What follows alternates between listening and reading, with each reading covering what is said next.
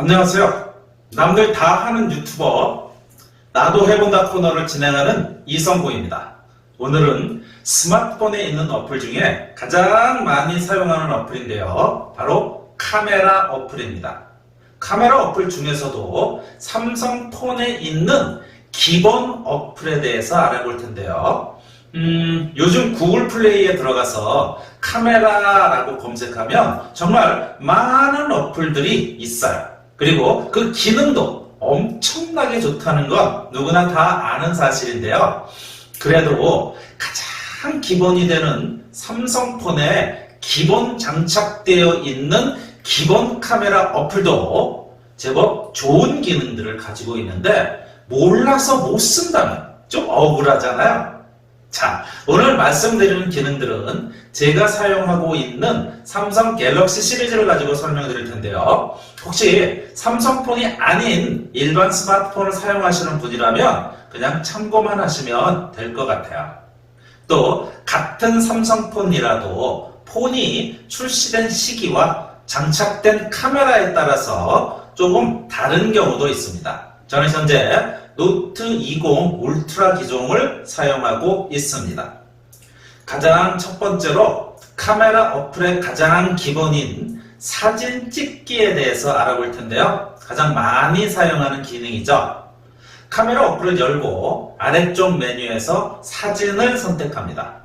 그리고 위쪽 아이콘 메뉴에서 톱니바퀴 모양은 환경 설정인 것은 잘 아시죠? 오늘은 이 설정은 패스합니다. 그 옆에 번개 모양의 아이콘은 플래시 버튼입니다. 플래시 버튼을 눌러보면 세 가지 옵션이 나오죠. 플래시 꺼짐, 플래시 자동, 플래시 켜짐을 선택할 수 있습니다.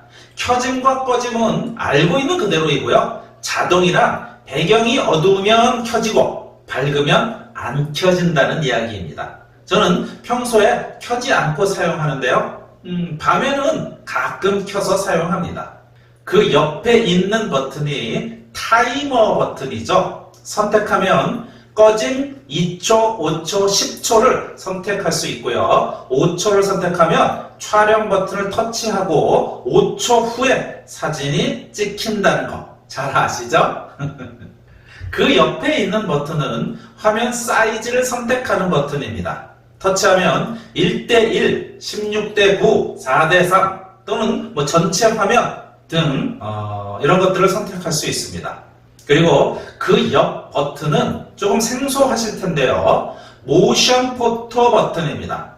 이 모션 포토 버튼을 누를 때마다 켜짐과 꺼짐을 반복하는데요. 이 모션 포토 기능을 켜짐 상태로 사진을 촬영하면 사진이 찍히기 전 3초간의 동영상이 녹화됩니다. 아주 재미있는 기능입니다. 여러 사람이 함께 사진을 찍을 때 아주 재미있는 영상을 만들어냅니다. 평소처럼 사진을 찍고요. 찍힌 사진을 터치하면 사진 아래쪽에 모션 포토 보기라는 메뉴가 나오죠. 이걸 터치하면 사진이 찍히기 전 3초 동안의 동영상이 재생됩니다. 갤러리에서도 확인할 수 있고요. 이 영상 중에 한 장면을 캡처할 수도 있고요. 옆에 있는 GIF 메뉴를 활용해서 요즘 유행하는 움짤 화면을 만들 수도 있죠. 위쪽에 동영상 저장을 누르면 동영상을 따로 저장할 수도 있습니다.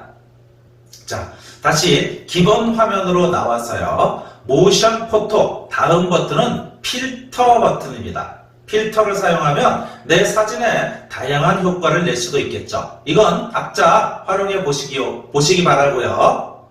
다시 기본 화면에서 혹시 이럴 때 있지 않나요? 나는 분명 가로로 사진을 찍었는데 세로로 찍힌 경험이요. 특히 바닥에 있는 물건을 찍을 때 제가 이 마우스를 한번 찍어 볼게요. 폰을 옆으로 해서 찍었는데 사진을 확인해 보면 세로로 찍혔습니다. 왜 그럴까요? 그 이유는요. 카메라는 내가 사진을 세로로 찍기를 원하는지 가로로 찍기를 원하는지 모른다는 거죠. 그래서 내가 세로로 보다가 바닥에 있는 이 물건을 사진 찍기 위해서 수평으로 누워도 카메라의 세팅은 세로로 되어 있는 거죠. 따라서 가로로 찍고 싶다면 사진을 찍으려고 폰을 누이기 전에 가로로 잠깐 옮겨주고 누이는 거죠. 그러면 사진이 가로로 찍힙니다. 그런데 이걸 내가 확인하는 방법이 없을까요? 있습니다. 여기 보시면 화면 전환 버튼이 있죠. 전면 카메라와 후면 카메라를 선택하는 버튼인데요. 자세히 보면 하나의 원이 아니라 양쪽이 뚫려 있는 반원 두 개죠. 잘 보세요. 내가 화면을 세로로 보고 있으면 뚫려 있는 구멍이 좌우로 뚫려 있죠. 그런데 제가 폰을 가로로 돌리면 이 구멍이 위아래로 뚫리는 것이 아니고 이 원이 회전하면서 다시 좌우로 뚫리게 되죠. 네, 그래서 평소처럼 폰을 세로로 보다가 바닥에 물체를 촬영하게 되면 이 원이 회전하지 못해서 세로로 뚫립니다. 이건 아직 세로로 인식하고 있다는 이야기입니다. 좀 복잡하지만 직접 해보면 직관적으로 아실 수 있습니다. 자, 이번에는 문서 스캔하는 방법에 대해 알아볼 텐데요. 문서 스캔하는 어플도 참 많이 있는데요. 전용 어플들이 기본 카메라에 있는 스캔 기능보다 좀 더 우수하긴 해요. 하지만 기본 카메라에도 스캔 기능이 있어서 알려드립니다.